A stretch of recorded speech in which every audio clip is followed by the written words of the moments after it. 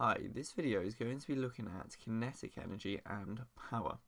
So let's start by looking at kinetic energy. Kinetic energy is the energy of movement. The kinetic energy of an object depends on its mass and speed. We work out the kinetic energy of an object by using the following formula. The formula is EK equals 1/2 times m times v squared, where EK is the kinetic energy measured in joules, m is the mass of the object which is measured in kilograms, and v is the speed measured in meters per second.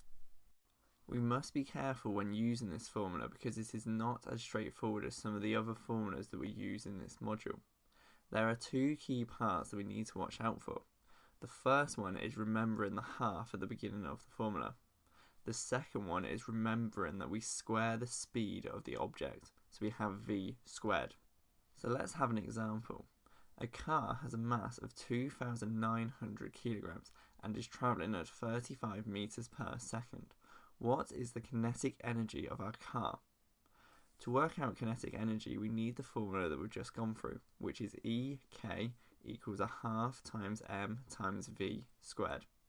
EK is what we're trying to work out. The mass of the car is 2,900 kilograms and the car is travelling at a speed of 35 meters per second.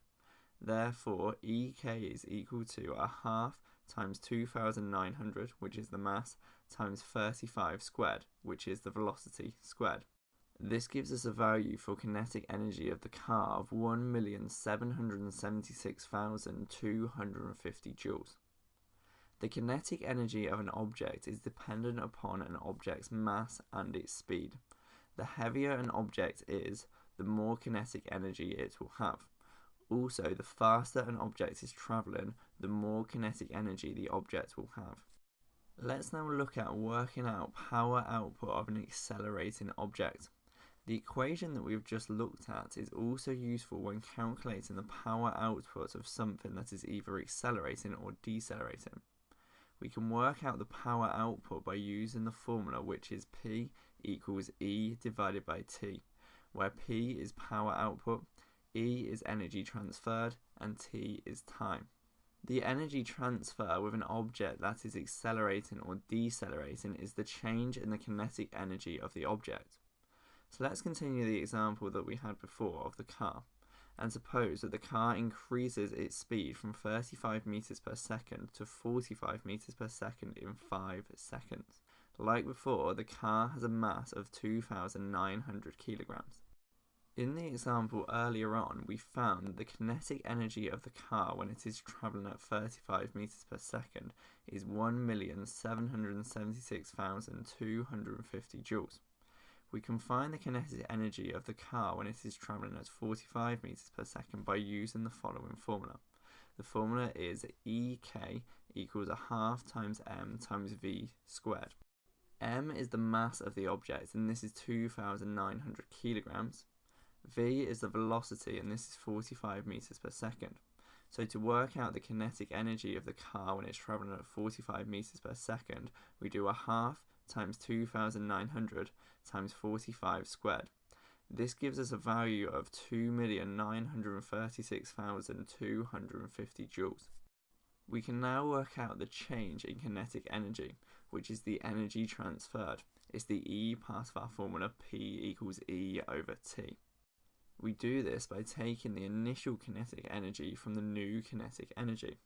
So E is equal to 2,936,250 minus 1,776,250, and this gives us a value for change in kinetic energy of 1,160,000 joules. As we now know what E is, we can now work out the power output. The formula for working out the power output is P equals E divided by T.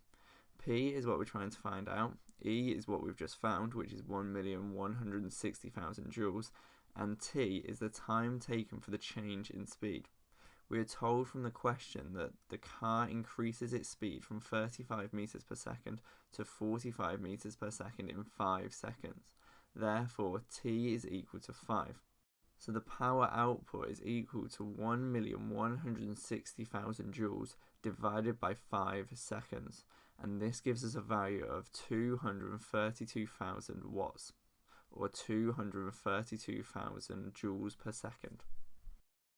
This brings us to the end of this video. For more content, quizzes and past papers, go on to www.elevise.co.uk.